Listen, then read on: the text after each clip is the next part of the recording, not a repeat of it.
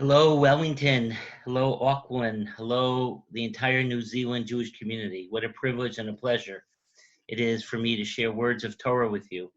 It's a pleasure to thank your rabbi, Rav Ariel and Rachel, and to thank Rav Nati for all of the wondrous work that they're doing with communities in New Zealand. You're so blessed to have these rabbis, and may they continue to be a light unto your communities, and may you continue to inspire them to do wondrous things for you. My name is Rabbi Dr. Kenneth Brander. I am the president and Rosh Yeshiva and the head of Or Torah Stone. Or Torah Stone is a group of 27 Jewish institutions that works with 5,000 students a year in our schools, interacts with around 400,000 Israelis who are searching to learn a little bit more about their Jewish identity. Many of our students, at least around 800 at a time, are also serving in the Israeli Defense Forces, particularly in the Shmona Matayim, in the special intelligence units, as well as in commando and combat units. We have the opportunity to visit many of them on a regular basis. And then we also interact with thousands, tens of thousands of Jews throughout the world through your wonderful rabbis, through our students, our Baron Amiel and Strauss Amiel emissaries, around 300 of them currently around the world. And we deal with other issues like trying to ensure that Judaism celebrates a full understanding of treating all with respect, which is what Judaism represents. V'ahavta l'recha kamocha, love thy neighbor as you love yourself. And therefore we work every single year with approximately 600 plus agunot, women who are having difficulty getting a Jewish divorce because of recalcitrant spouses, and we work to aid them. We are the only institution in Israel that works internationally, and we have women who have been trained to be lawyers in front of rabbinical courts. They're lawyers by profession also, and the Israeli rabbinate has signed off that these women can represent women in the rabbinical court system. Not a simple thing to have achieved, but thank God we're achieving it. And so you're part of the Or Torah Stone family. If you're being inspired by Rav Ariel, by Rav Nati, by Rachel, you're part of our family. So it's a pleasure to be able to share words of Torah with you. I wanted to talk to you about the Holiday of Shavuot and share with you 3 questions and perhaps come up with some answers. And I'd love to hear what you think about my answers. The first question is, the Holiday of Shavuot, the holiday in which we receive the Torah. There's not one particular commandment that were legislated to celebrate on this holiday. Yes, many of us will eat cheesecake on this holiday, but cheesecake, contrary to popular belief, is not said in the Bible, thou must eat dairy on the Holiday of Shavuot. Unlike Passover, which has so many commandments attached to it, unlike the holiday, for example, of Sukkot that has so many commandments attached to it, the Holiday of Shavuot has none. Why is that? The holiday in which we receive the Torah has no commandment to celebrate it? Second question. The Holiday of Shavuot, the date for the Holiday of Shavuot, is not written in the Torah. We're actually told the following, that you should count 50 days, count 50 days from the second day of Passover, and that's the Holiday of Shavuot. Why is it choreographed in this fashion? Why don't they tell us it's on this and this day in the month of Sivan? Why does it tell us it's 50 days from Passover? And the third question is, the Holiday of Shavuot celebrates the receiving of the Torah on Mount Sinai, this major historical event where God reveals himself with great clarity to the entire Jewish people, indeed to the entire world community. Yet, it is clear that while this is an unprecedented historical event that never occurred again, the mountain of Sinai is not at the present time holy. One can ascend the mountain.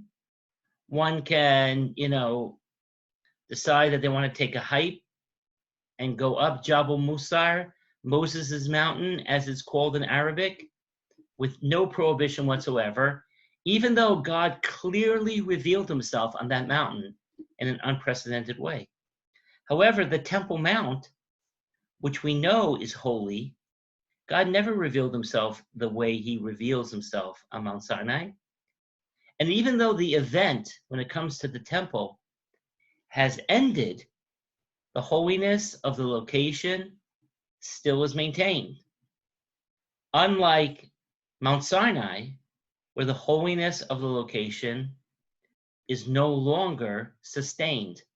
Why is it that Mount Sinai, where God reveals himself in the clearest way, unprecedented even within the temple, no longer has holiness, when the temple, even though God did not reveal himself with any clarity like he did on Mount Sinai, has holiness even 2,000 years after the event?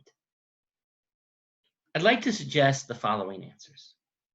First of all, the holiday of Shavuot celebrates the receiving of the Torah. The true celebration of Torah, the true ideals of holiness, is not found when we're in the synagogue. It's not found when we're studying, whether it's Bible or Talmud or Jewish philosophy or Jewish law. The true ideals of Jewish holiness is found in our engagement with the day-to-day. When I engage my neighbor with respect, I'm celebrating the values of Torah. My relationship with God is critical, but part of that relationship is how I deal with the other, how I deal with somebody else. V'ahavta l'recha kamocha. Love thy neighbor, love any person as you would love yourself. For Judaism, holiness is rooted in the mundane, in the everyday. Without the everyday, there is no need for holiness. And without holiness, the everyday really has no purpose. So there is this sacred synergy between the everyday and the norms and mores of Judaism.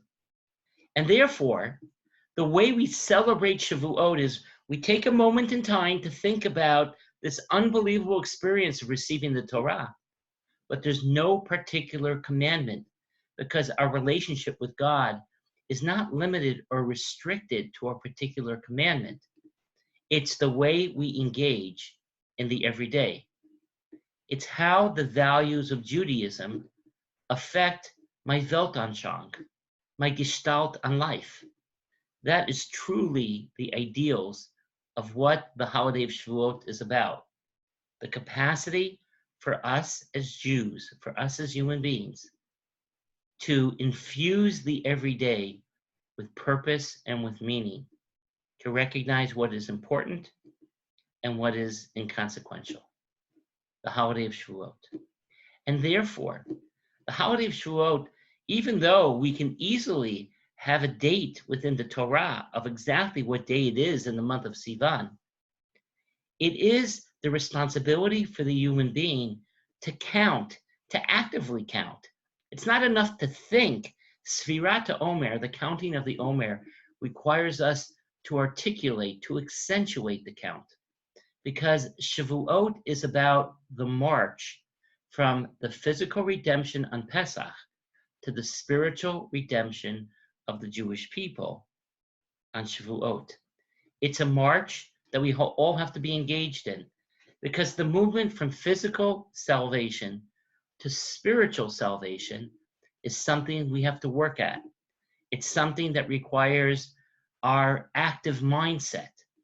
And therefore, the Holiday of Shavuot is celebrated by counting the 49 days from the second day of Passover until we reach Shavuot, accentuating the idea, the critical message, that we can only move from a physical to a spiritual salvation if we put in the time, if we put in the energy. If we ask ourselves during this counting, how are we infusing our lives with purpose? How are we making sure that our relationships with our children and our grandchildren are deep and important? How are we making sure that our relationships with our spouses are meaningful and significant? How are we making sure that our relationships with our neighbors, our fellow congregants, have significance? How are we making sure that we can have a romantic rendezvous with God? That is all part of the questions that requires us to count, to accentuate, to highlight the movement from Passover, from Pesach, to the Holiday of Shavuot. And finally, the interesting component about this wondrous Holiday of Shavuot is it teaches us another message. Mount Sinai and its holiness was created by God. It was an experience of thunder and lightning, a sound and light show that was unbelievable. It's created by God. And therefore, when God left the mountain, so did the holiness. Mount Sinai was holy for a short, brief moment in time when the Jewish people received at least some of the commandments on the mountain. But when it comes to the Temple Mount, when it comes to the Beit HaMikdash, when it comes to the Western Wall, it is not just God who's investing holiness into the activity. It's the human initiative. It's the human creativity. Each and every Jew, each and every person, many people, even non-Jews, were involved with building the temple. And therefore, holiness that is created in partnership between God and humankind is a holiness that endures forever. It's an eternal, immortal holiness. And therefore, the Beit HaMikdash, the Temple Mount, the Kotel, which was holiness that was contributed not just by God, but by human initiative. That's a holiness that remains forever. It highlights the power and the creativity of humankind. We can change the world around us. We have the capacity to make a difference. Look at all the wondrous healthcare workers during this time of Corona. Look at the important pastoral work that your rabbis are doing. Look at the work that is happening by first responders. They literally change the world. They infuse their lives with meaning, and they inspire and empower and protect all of us. And so the difference between Mount Sinai, which is a holiness just created by God, that's a temporary holiness. But the holiness that is created in partnership between God and the Jewish people, that's a holiness that remains for 2,000 years, even after the event. The holiness that is created in your congregations because of your activities is a holiness that is far greater than the holiness of Mount Sinai. It's a holiness that endures for generations because it celebrates not just the fact that you have God's presence there through the ark and through other components of the synagogue, but perhaps even more important, it's because of your dedication. It's because of your commitment. It's because of your blood, sweat, and tears that endows your synagogues with holiness forever. The Holiday of Shavuot, it reminds us of the responsibility to celebrate holiness in the everyday, and therefore there's no particular commandment because you can't limit or in some ways compartmentalize what the Holiday of Shavuot is all about. The Holiday of Shavuot, which requires accounting, which is so significant that the Torah tells us that Shavuot is 50 days from the holiday of Passover, 50 days that you and I need to count as we try to make our lives more meaningful.